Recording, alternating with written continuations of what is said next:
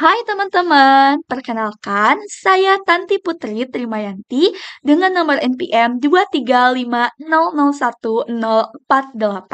Saya berasal dari kelas B. Di sini saya akan membahas mengenai pergerakan unsur hara pada tanaman.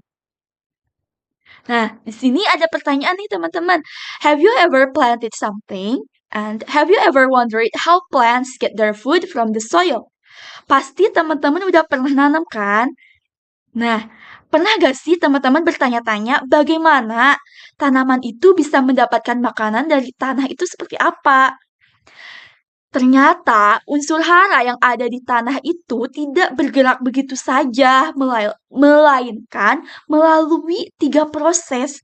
Nah, di video ini saya akan membahas ketiga proses pergerakan unsur hara pada tanaman. Sebelum diserap oleh akar, unsur hara harus bergerak terlebih dahulu dari tanah menuju permukaan akar tanaman. Ada tiga cara utama yang menjelaskan bagaimana unsur hara tersebut bisa sampai ke akar.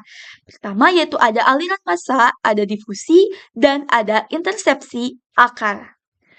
Di sini ada ilustrasi ketiga proses tersebut.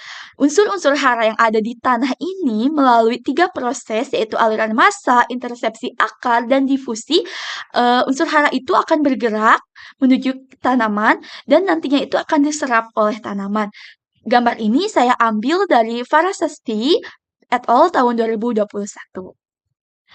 Nah, pertama, aliran massa, yaitu mekanisme serapan hara dalam bentuk ion terlarut yang berpindah bersama aliran air ke akar tanaman yang dipengaruhi oleh transpirasi. Beberapa unsur hara seperti nitrogen, yaitu dalam bentuk NO3- dan sulfur dalam bentuk SO4-, umumnya itu diserap oleh tanaman melalui mekanisme ini. Ternyata ada faktor nih yang mempengaruhi serapan hara melalui aliran massa. Faktornya itu pertama ada laju pelepasan hara dalam larutan, kapasitas buffer, proporsi antara ion dan larutan, penggunaan air tanaman, air gravitasi setelah hujan, dan ada kapilaritas tanah untuk memindahkan air pada pori-pori tanah menuju akar. Kedua, ada difusi. Difusi ini merupakan perpindahan hara melalui membran plasma karena adanya perbedaan gradien konsentrasi, yaitu dari konsentrasi tinggi ke konsentrasi rendah, di mana larutan tanah itu merupakan konsentrasi tinggi dan jaringan perakaran yaitu konsentrasinya rendah.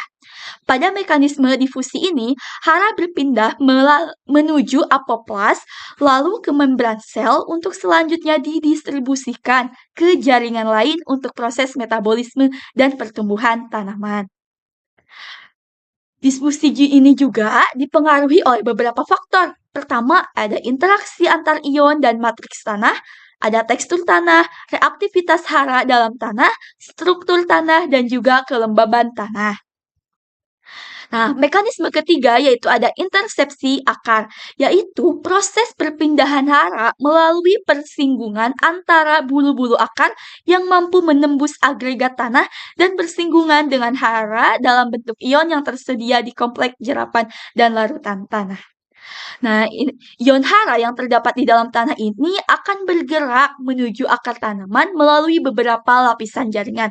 Pergerakan ini dimulai dari lapisan paling luar akar, yaitu epidermis, kemudian melewati korteks, dan akhirnya mencapai endodermis.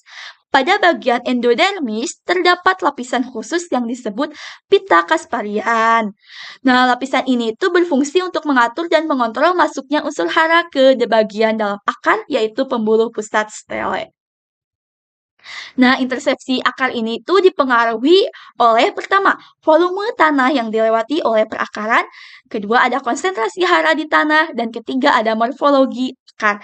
Ternyata volume tanah yang dapat ditembus oleh perakaran hanya kurang dari 1%, sehingga dapat diasumsikan hanya 1% hara dalam tanah yang dapat diperoleh dari intersepsi akar. Ini adalah referensi yang saya gunakan. Mungkin sekian dari saya. Terima kasih. Thank you for watching. Bye-bye.